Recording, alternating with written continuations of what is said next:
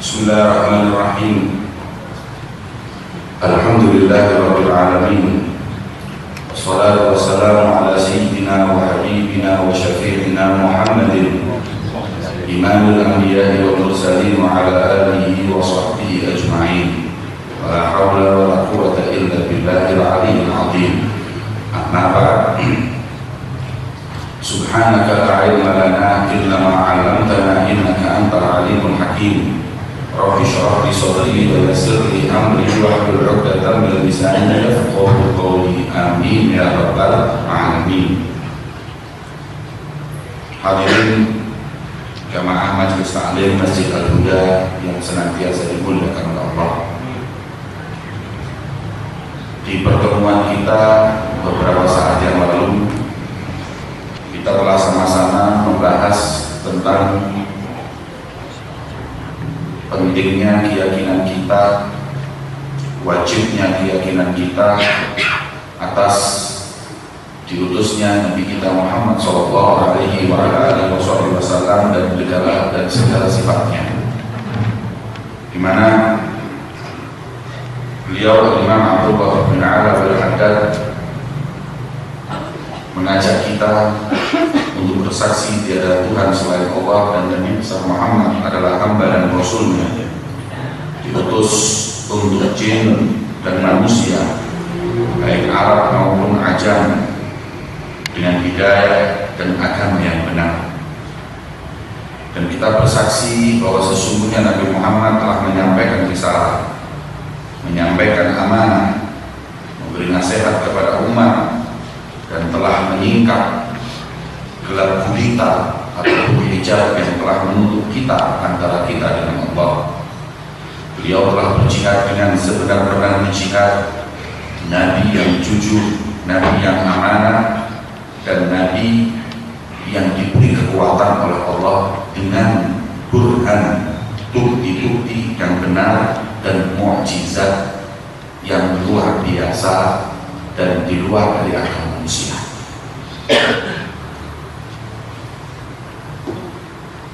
Tidak ada nabi kecuali diberi mukjizat. Mukjizat itu dari kalimat i'jaz, yaitu untuk melemahkan musuh. Maka Nabi Muhammad mukjizatnya banyak. Hampir semua nabi yang diberi mukjizat, di situ Nabi Muhammad SAW melakukannya. Maka kita mesti meyakini semua mukjizat yang ada pada Nabi Muhammad. Hanya saja yang perlu kita ketahui bahwa mukjizat itu hanya khusus bagi para nabi. Adapun yang diberikan oleh Allah kepada para awliya yang walaupun bukan nabi, itu disebut dengan karamah. Dan ini thabit sebagaimana dalam Al-Quran cerita Nabi Sulaiman, di mana ketika itu ada seseorang wali Allah yang bisa memindahkan istana Ratu Bilqis hanya dengan sekedip. Sebelum mata itu berkedip, dan dia bukan nabi, juga bukan rasul, tapi seorang wali min auliyaillah. Dan banyak lagi para wali Allah, baik dari golongan para sahabat nabi-nabi terdahulu maupun yang ada pada sahabat Nabi besar Muhammad SAW. Mereka diberi oleh Allah karamah, yang karamah itu mirip dengan mukjizat, hanya bedanya tidak ada karamah yang sampai kepada seseorang lahir tanpa seorang ayah. Seperti ada orang keramat seperti Nabi Isa, nggak bisa. Itu khusus untuk Nabi Isa. Selain Nabi Isa, karamah itu tidak ada seseorang yang bisa dengan kekeramatannya melahirkan seorang anak tanpa bapak. Kalau ada orang yang mengatakan dari kekeramatannya nyuwuk, disuruh terus langsung suatu anak, nggak mustahil. Karena ini tidak mungkin ada pada seorang wali manapun. Karamah, semua yang ada pada mukjizatnya Nabi bisa pada karamahnya aulia semua. mulai dari menghidupkan orang mati, menyembuhkan orang sakit, ataupun yang lain-lainnya, itu bisa. Hanya saja di zaman-zaman akhir ini Imam Abdullah bin Alawi Haddad mengatakan karomah ini memang lebih sering untuk disembunyikan, karena zaman fitnah seperti ini malah justru nggak menjadi kebaikan. Dan itu para alawiyin, mereka itu senantiasa menutupi kekeramatan dan tidak menunjuk-nunjukkannya. Mukjizat para nabi semuanya ada pada Nabi Muhammad SAW. Kalau ada nabi yang diberi mukjizat oleh Allah membelah laut hingga dia dan pasukannya bisa lewat, maka Nabi Muhammad bukan cuma laut yang dibelah, bahkan beliau membelah bulan pun bisa. Kira-kira dahsyat mana mukjizat Nabi Musa dengan mukjizat Nabi kita Muhammad SAW? Kalau Nabi Isa bisa menghidupkan orang mati, Nabi Muhammad pula dalam beberapa riwayat menghidupkan orang mati. Baik riwayat yang mengatakan bahwa kedua orang tuanya pernah dihidupkan, maupun ada riwayat yang lain Nabi pernah menghidupkan seorang anak dari sahabat Nabi Muhammad SAW. Ada riwayat dikala seorang sahabat ini mengundang Kanjeng Nabi. Ada sahabat itu kepingin mengundang mangan Rasulullah. Akhirnya Rasulullah menyanggupi. Ya udah, insya Allah hari ini makan malam saya dengan beberapa sahabat akan makan malam di rumah Kanjeng. Kira memiliki sahabat gak begitu kaya, tapi dia punya domba yang ingin disembelih untuk ikram menyambut datangnya Nabi kita Muhammad SAW. Akhirnya pagi undang makan, persiapannya pagi itu dombanya disembelih, dan kebetulan yang undang ini punya dua anak yang masih kecil, usia mungkin masih 5, 6 tahun, 6 tahun, 7 tahun, dimana kedua anak ini dibawa oleh ayahnya untuk melihat kambingnya itu disembelih. Ini buat datangnya Rasulullah nanti malam. Kambing dipegang, disembelih. Setelah disembelih, perutnya semua diambil, dibersih, sudah ditaruh pisau tadi itu, kambing dibawa pulang. Anak dua tadi itu gak ikut pulang.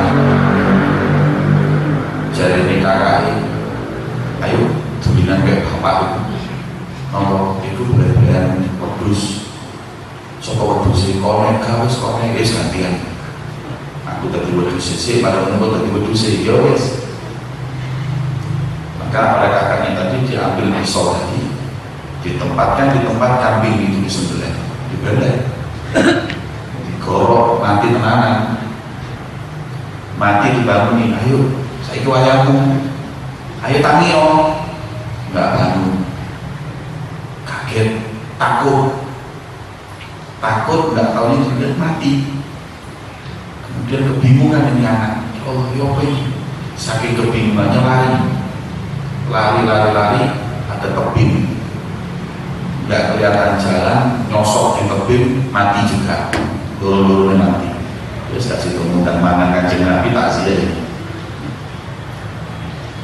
Ayahnya masak dengan ibunya, jadi ibu ini anak kita dua mana? Kok gak datang datang?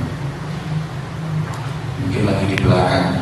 Tadi saya membeli dia di situ. Dia sudah paham kan? Diparahin betul si Jimmy disembelih. Kaget nangis ya Allah. Dicari satunya lagi, dilihat di tebing jatuh. Bingung mau undang makan Rasulullah, tapi yang ada malah justru kedua anaknya ini mati, meninggal dunia. Akhirnya diambil anak yang jatuh di tebing tadi, diambil anak yang disembelih tadi, kedua-duanya dibawa ke rumah, ibu nangis. Terus musyawarah ibu bapak ini, ya apa ini nangis? Kanjeng Nabi dikandani bukan. Kalau anak kita ini mati, nek dikandani wis perai namanya tahlilan jadi. Terus ya wis gini aja, udah makan, selesai udah makan, kita simpan di kamar, baru kita kabari setelah makan. Menurut ya wis disimpan anak itu di kamar, kedua-duanya dalam keadaan bangkai mayat. Isya, setelah sholat isya, Kanjeng Nabi dari masjid menuju ke rumah sahabat ini. Disambut sahabat buyune kepeksa. Disambut makanan sudah siap. Ketika mau makan, Rasulullah tanya, mana kedua anakmu? Aduh, kalau tembus. Apa Kanjeng Nabi tanya? Oh, ada ya Rasulullah di kamar. Panjenengan makan dulu. Enggak, saya mau makan bareng-bareng. Aduh, si Kanjeng Nabi masuk ngomong gitu, bujuni apa ini? Kanjeng Nabi tanya mana kedua anak kita. Kemudian sekalian turun di kamar. Terus keluar lagi, ya Rasulullah, aku bohong, mungkin lagi istirahat di kamar. Bangun, suruh makan. Boy, bingung mau jawab apa, menggoreng Kanjeng Nabi sama semuanya kualat. Ya Rasulullah, antum makan dulu aja, nanti saya dan anak-anak dan istri makan. Enggak, kamu makan, sahabat makan, dan dua anakmu panggil makan. Ya Rasulullah, antum dulu. Ya Rasulullah, dengarkan saya ngomong, panggil anakmu makan bareng. Gak kuat wis, terpaksa ini. Yang harus butuh ngakukan Nabi. Gini loh, wes tak turun anakmu. Loh, gini loh kaca, wes turun anakmu. Loh, panggil.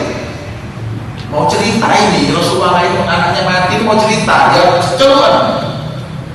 Bingung, pikirnya tak gawai mayit ini. Begitu dibuka, anak dua si mainan bantal. Dua anak ini sekepur-kepuran, bingung di bapak itu, bingung mana? Ya Rasulullah, bingung. Begitu keluar dari kamar, ya Rasulullah, kata Rasulullah, lah kira Nabi Isa terus ini sebelum ngomong. Anak imam berlambiya wal mursalin. Aku ini imam Nabi dan Rasul. Apa aku gak bisa berbuat seperti apa yang diperbuat Isa bin Maryam? Takbir itu sampai Allahu Akbar. Memang panjenengan adalah Nabi dan Rasul utusan Allah Subhanahu wa Ta'ala. Hidup kedua anaknya beliau. Makan bareng. Nabi Isa bisa, kenapa Nabi Muhammad gak bisa? Semua. Kalau Nabi Nuh itu punya mujizat apa? Coba kalau perahu. Nabi Musa punya perahu. Perahu itu menyelamatkan ratusan orang, mungkin ribuan orang. Tapi Nabi Muhammad juga punya perahu. Apa? Ahlul Baiti kasafinatin Nuh. Nabi Muhammad punya anak cucu dan keluarga yang lebih hebat dari kapal Nabi Nuh. Kapal Nabi Nuh hanya menyelamatkan beberapa orang, tapi Ahlul Bait Rasulullah menyelamatkan dan mengislamkan jutaan miliar manusia. Indonesia ini berkat Wali Songo adalah Ahlul Bait Rasulullah. Berapa yang diselamatkan dari perahunya Nabi Muhammad dibanding dengan perahunya Nabi Nuh? Apa yang dimiliki? Semuanya ada pada Nabi Muhammad Sallallahu Alaihi Wasallam. Rasul muayyad bil mu'jizat, beliau itu diperkuat dengan barang shadiqah, itu Al-Quran, dan mukjizat yang khariqah. Semua mukjizat Nabi Muhammad kalau mau dihitung banyak sekali. Ya, makanya ada kitab Syama'il Rasulullah, ada Insan Kamil Sayyid Muhammad bin Ali yang Maliki, dan banyak yang menyingkap tentang bagaimana kekeramatan atau mukjizat-mukjizat Nabi Muhammad SAW. Dan begitu pula para sahabat beliau. Sahabat-sahabat beliau pun diberi oleh Allah karomah.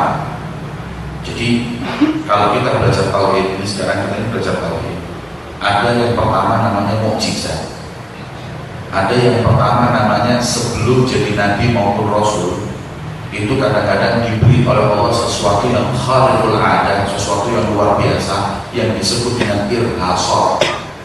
Jadi Nabi Muhammad waktu kecil, ataupun Nabi Yusuf, ataupun sekarang Nabi yang belum jadi Nabi sudah punya mukjizat, namanya bukan mukjizat, karena mukjizat itu harus setelah mendapat pangkat Nabi dan Rasul. Sebelumnya namanya irhasor. Kayak Nabi Muhammad itu hanya irhasornya. Ya, ketika di Ka'bah, ya, mereka istisqa dengan diangkatnya Nabi Muhammad, akhirnya hujan turun. Ini semua irhasor. Di bawahnya lagi karomah, ini untuk para aulia Allah. Ada lagi yang namanya ma'unah. Ma'unah ini kayak karomah, tapi datangnya tidak sengaja. Ada orang naik mobil, buang tertabrak, hitungan akal mati kabeh, tapi subhanallah keluar itu semua. Ini ma'unah, itu keramat. Ya, kadang-kadang ngomong itu pas terkena ma'unah ini terus langsung dibayar, ini keramat. Bukan karomah, ini ma'unah. Ma'unah ini Allah sesuatu yang kharikul adah, sesuatu yang luar biasa, akal gak bisa menerima, seperti mukjizat, seperti karomah, tapi diberikan oleh Allah hanya untuk membantu, memberi ma'unah kepada seseorang, baik dia soleh atau orang biasa.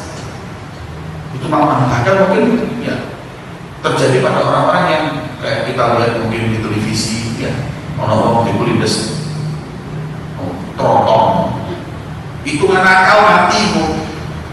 Ada orang masuk ke guanya ambruk, itu kan akal mati, metu.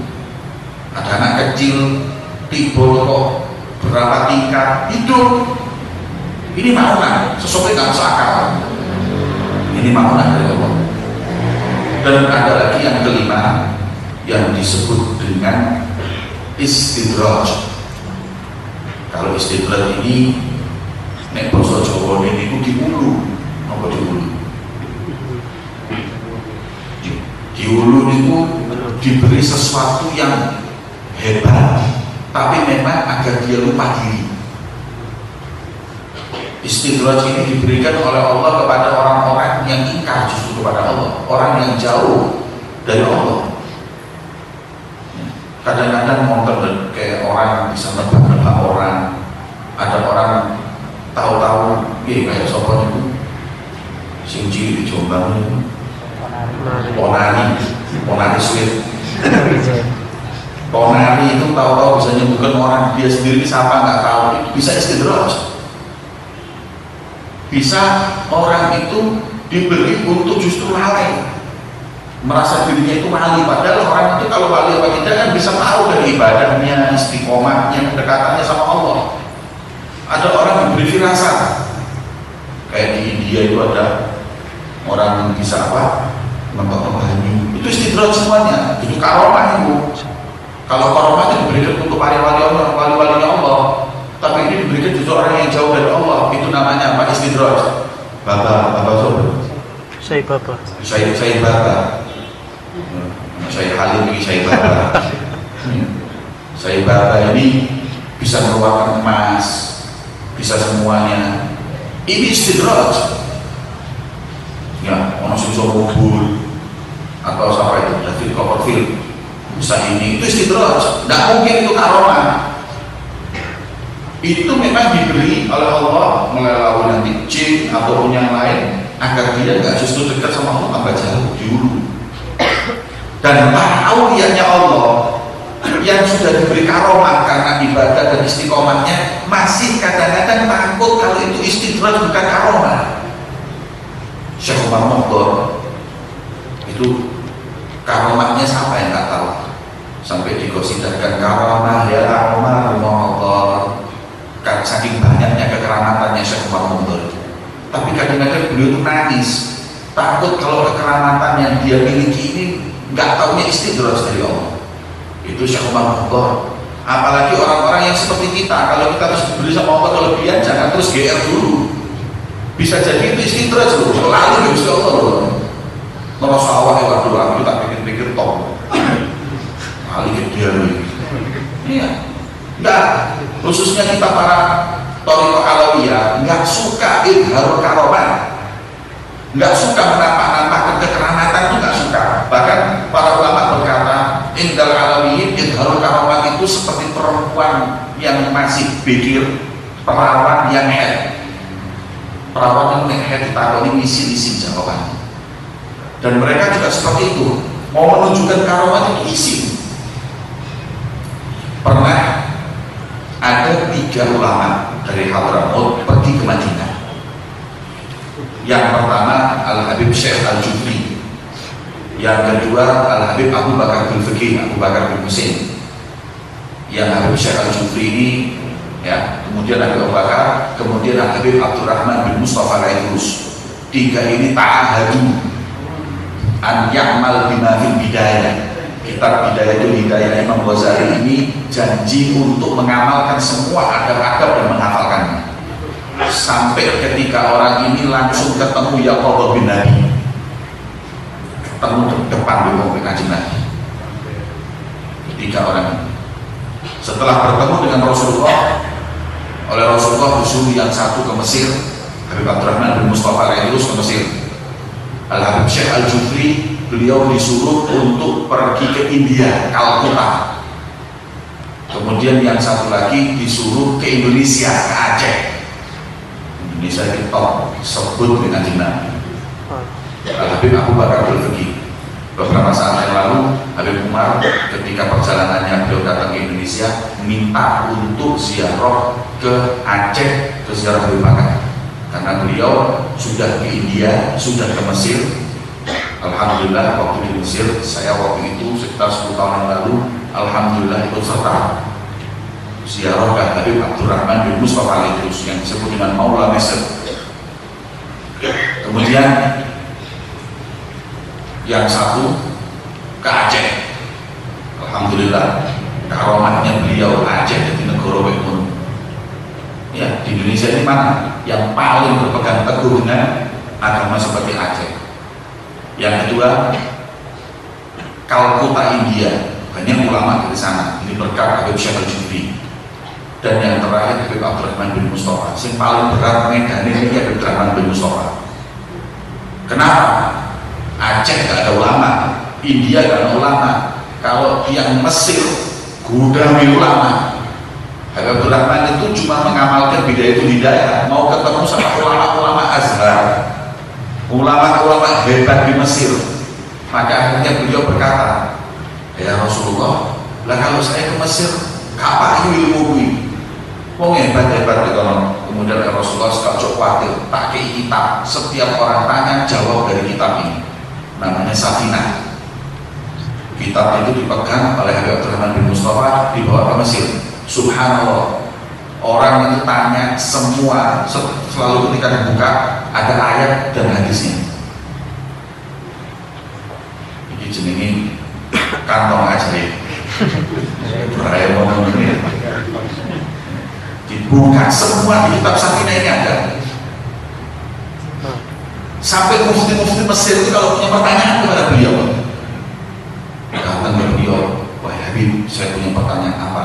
Gimana hukumnya ini? Saya buka kantongnya, kita ikut di Al-Quran ayat ini, hadis Kanjeng Nabi yang berbunyi, oh ya betul, seperti itu ya betul.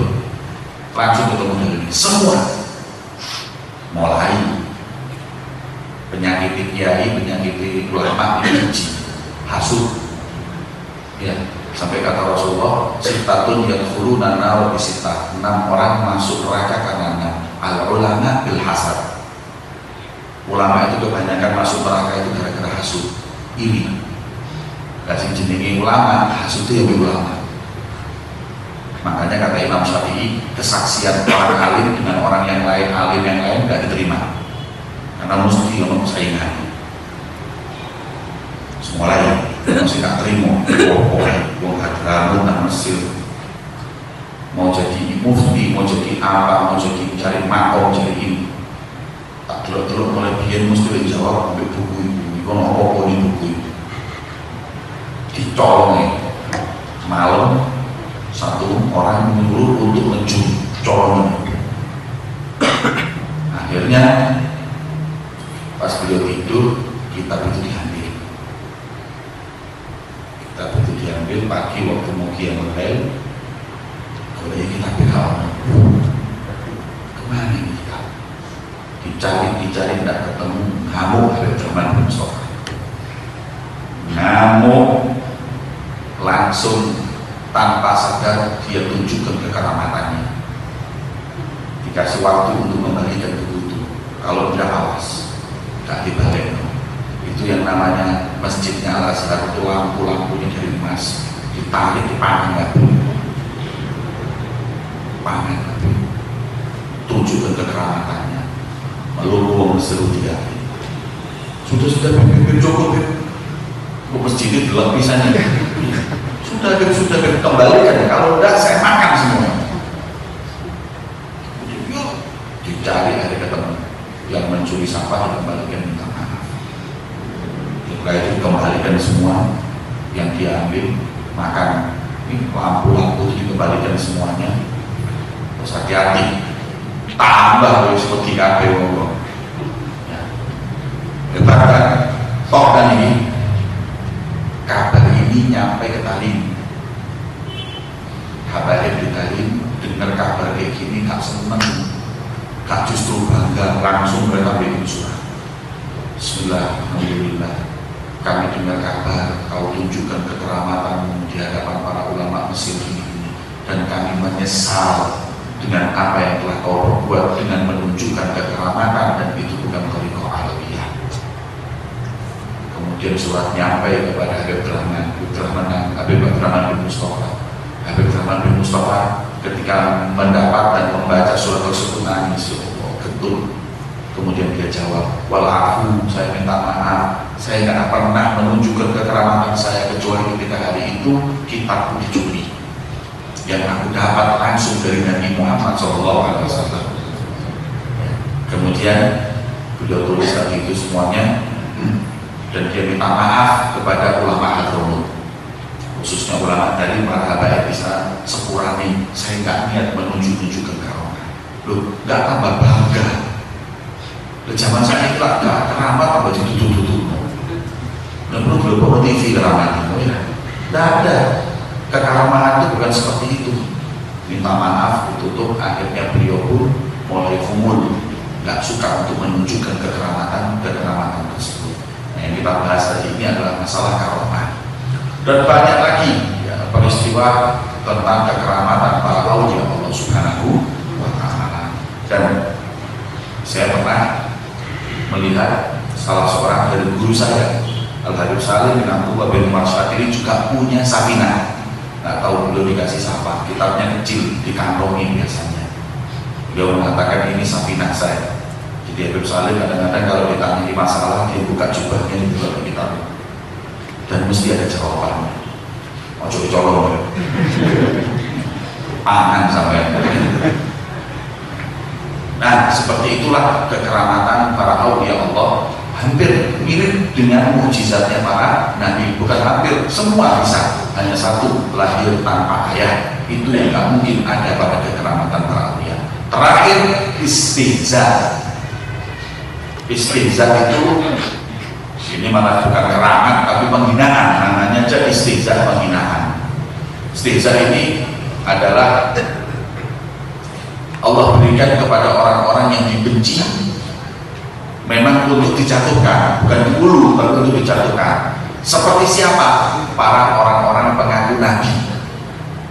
Di zaman Nabi Muhammad itu ada seorang namanya Musailamah, yang kemudian dijuluki oleh Rasulullah dengan Musailamah al-Kadzdzab. Musailamah sang pendusta, borok ngaku nabi. Musailamah itu Peter Kanjeng Nabi niki dijak apa bagi-bagi jatah. Muhammad ini kau dari Rasul Di Mekah, Madinah, urusan Yaman dan sekitarnya kayak makbul ini. Dan masalah itu kan parkir aja masalah. Kata Rasulullah, gimana saya akan meyakini kau bukan seorang utusan Tuhan? Nggak bisa, kata Rasulullah. Kalau tobat atau saya perangi. Jadi perangi Musailamah itu. Lalu Musailamah ini sering dimintai oleh para pendukungnya untuk menunjukkan kekeramatan, tapi nggak tahu berhasil, malah gagal terus. Musailamah itu pernah ada orang yang korupsi. Kemudian Musailamah, tolong jambi-jambi, tunggu ini supaya hilang. Jadi Musailamah ini kalau Sayyidina Ali kan juga pernah yang hampir matanya copot dibalik oleh Kanjeng Nabi itu. Diriwayatkan Sayyidina Ali sampai sebelum meninggal matanya itu tidak sedikit pun buram berkat dibalik oleh Kanjeng Nabi. Nah, saiki Musailamah dijaluk untuk mengobati kepala seseorang dari pendukungnya. Menggorokin, buka kasen, urapan begini. Cekal nih Musailamah. Masuk. Ambil cincin kode dari dulu. Begitu selesai, wes paras. Besoknya ketemu wis buta ada sih. Kak malah bersih tambah buta rokok kabeh. Itu Musailamah. Ada lagi Musailamah lewat ke satu sumur Bani Nisa.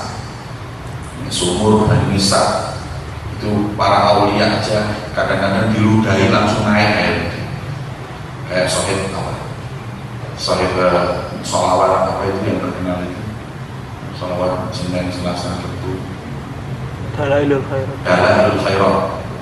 Sohib Dalailul Khairat itu dulunya dia nggak begitu seneng sama sholawat, tapi satu saat melihat kekeramatan orang yang karena banyak sholawat akhirnya dia ngarang Dalailul Khairat. Keramatnya apa? Ada air sat di Donito Bismillahirrahmanirrahim Muhammad langsung airnya naik. Dibilang kenapa bisa kayak gitu? Sholawat kok ya bunda. Akhirnya dia ngarang Dalailul Khairat. Kemudian Musailamah lewat ke sumur itu tadi. Musailamah sumur kula niki sat. Coba sampean tungakno idonono supaya banyune munggah. Coba khawatir dikira. Ya Allah. Mari ditoni kali jarak berapa meter ambrol itu Pak. Sumur kayak sumur-sumuran. Ini namanya istihza. Namanya istihza. Enggak dia itu istidroj, enggak dia itu ma'unah, enggak dia itu ya karomah, apalagi sampai ke batasan atau apa enggak cukup ini bisa berdiri di belakang anak-anak. Kalau bisa suruh jangan berdiri sih, coba itu masuk hari kita ada virus.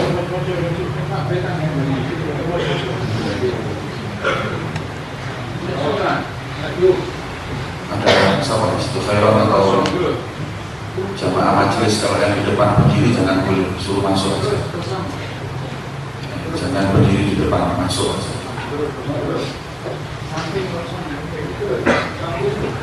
Itulah yang terjadi dan itulah pembagian daripada macam-macam khariqul lil adat, sesuatu yang luar biasa. Nabi Muhammad SAW diperkuat oleh Allah dengan mukjizat, dan paling dahsyatnya dan paling besarnya mukjizat Nabi Muhammad adalah Al-Quran. Dan sampai saat ini Al-Quran yang masih ada di tengah-tengah kita adalah bagian daripada mukjizat Nabi Muhammad. Wah, banyak. Sekarang ini orang-orang Barat sudah mulai mengakui di kalimat-kalimat Al-Quran tentang bagaimana pemilihan kata di Al-Quran itu sendiri, dan kemudian ya, kenapa ayat ini jumlahnya sekian, semuanya adalah ijaz, kelebihan dan mukjizat Nabi Muhammad SAW yang menunjukkan ini bukan Al-Quran ciptaan manusia biasa, tapi ini adalah memang wahyu yang Allah Subhanahu wa Ta'ala turunkan melalui Nabi Muhammad SAW. Kalau ngomong masalah ini panjang, soalnya kita PDW tentang ijazul Quran, kita tebel tentang ijazul Quran satu persatu. Kenapa kok ain short, kenapa kok ini, kenapa kok ini, mulai jumlah ayat dibagi jumlah, semuanya ada mujizatnya.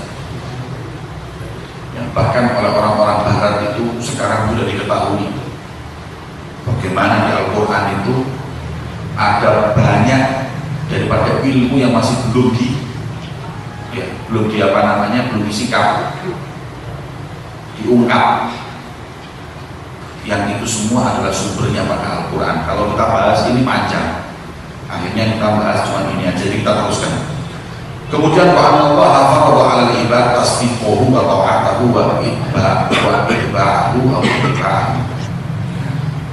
Dan Allah mewajibkan kepada segenap hamba untuk meyakini Nabi Muhammad, taat kepada beliau dan mengikuti beliau. Nggak boleh kita setengah-setengah mengikuti Rasulullah. Saya ikuti Nabi yang ini tapi yang ini tidak, nggak bisa. Jangan dipilah. Nek sampai milih-milih berarti sampai niki lebih alim atau Kanjeng Nabi. Apa yang datang pada beliau mau masuk akal, mau nggak masuk akal, trimon. Ada satu orang pernah ketemu sama saya, eksekutif, doktor, tapi dia pikir gelar itu tidak menunjukkan orang pintar. Bukti ini orang dia bohong lagi. Dia berkata bahwa saya itu Islam, tapi kalau yang masuk akal saya terima, kalau nggak masuk akal nggak saya terima. Kemudian saya jawab, dia ngomong kok gak ngomong dewe. Kalau agama ini semuanya itu namanya masuk akal, berarti agama ini sangat betul-betul mudah, kita bisa bikin sendiri. Justru kadang yang nggak masuk akal itu yang perlu kita betul-betul pahami. Ada satu orang profesor doktor perempuan di saat Syekh Sya'rawi Sahih Tafsir Al-Quran, beliau itu punya muhadharah, ceramah, majelis seperti ini umum di salah satu gedung di London. Jadi beliau diundang di London, di Brokal, di Inggris. Ada satu seminar, kemudian dia menerangkan tentang tafsir Quran. Syekh Sya'rawi ini sudah kalau ngomong Quran, beliau disebut dengan mufassir mutaakhirin. Banyak dikutip, kata Habib Umar itu sering mengutip tafsir Sya'rawi, hebat dalam menafsirkan. Syekh Sya'rawi ini menerangkan tentang beberapa ayat Al-Quran, terus di situ menerangkan tentang syahadah, tentang kesaksian. Seorang kafirah, bukan muslimah, profesor, doktor, fulana, berdiri dia, maaf Syekh, saya punya pertanyaan, monggo. Kenapa kok di Al-Quran kesaksian perempuan harus 2, kesaksian laki-laki kok cuma 1? Jadi mulai isu gender, harus kesetaraan laki perempuan itu harus imbang, warisan kok 2:1. Kenapa tidak sama? Itu kok selalu didiskreditkan?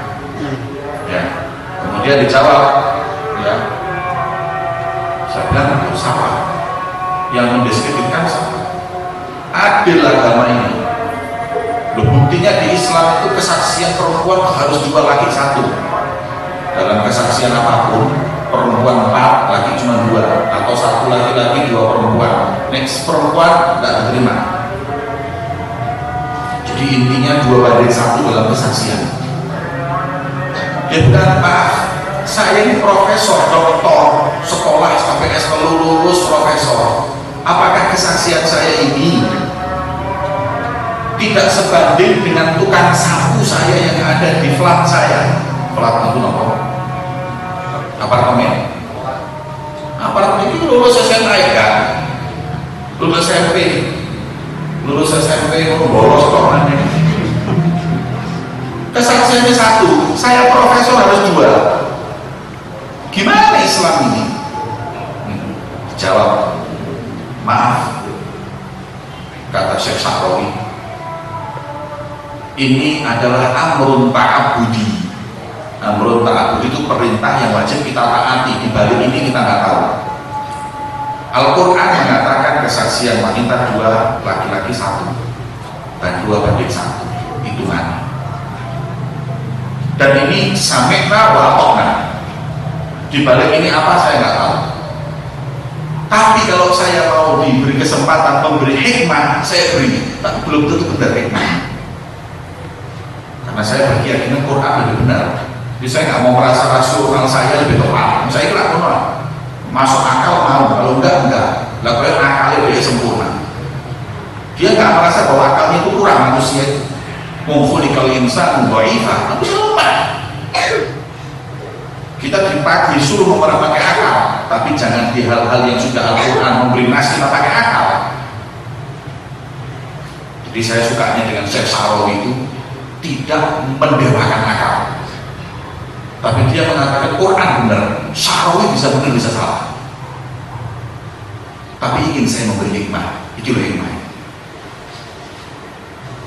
Kesaksian itu bukan masalah pendidikan. Kesaksian itu masalahnya berkaitan dengan mata dan nyali.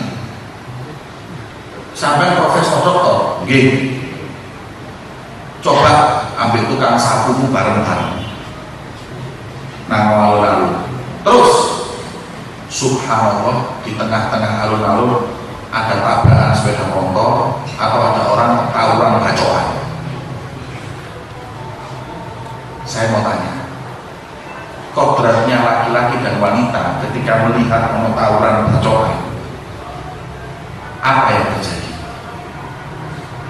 Wong lanang delok wong bacokan di dalan di alun-alun, wis sampe wis. Wah, tambah seneng delok ngono iki, getno rek. Iya apa kan? Nek wong wedok ono noto, iya apa tidak? Kata Syekh Sa'rawi, perempuan ketika melihat insiden yang dia lakukan menutup matanya dulu, itu perempuan. Kalau laki-laki, kodratnya ketika melihat insiden tambah fudul, kepengen tahu dulu. Betul apa tidak kata Sa'rawi? Dipikir oleh profesor. Iya betul, ya karena itu kesaksian itu. Tapi kalau laki-laki cukup satu. Asyhadu an la ilaha illallah wa asyhadu anna Muhammadar Rasulullah. Jadi itu masuk Islam. Ya. Tapi terus kata Sa'rawi, tapi maaf, jawaban saya ini bisa benar bisa salah. Tapi Quran hak, Quran pasti benar. Ini, jadi saya kasih jawaban, mencoba-coba saja ngasih rasio supaya sampai bisa terima. Tapi belum tentu benar. Tapi kalau Quran ini sebenarnya, makanya kita diwajibkan untuk beriman kepada Allah dan Nabi-Nya, dan kita harus untuk meyakini Nabi, taat kepada Nabi dan mengikuti Nabi, baik sesuatu itu yang bisa kita cerna masuk akal atau tidak. Beriman kita kepada Nabi. Nah, mungkin sekarang nggak masuk akal, tapi nanti akan ada saatnya semua itu terungkap kebenarannya.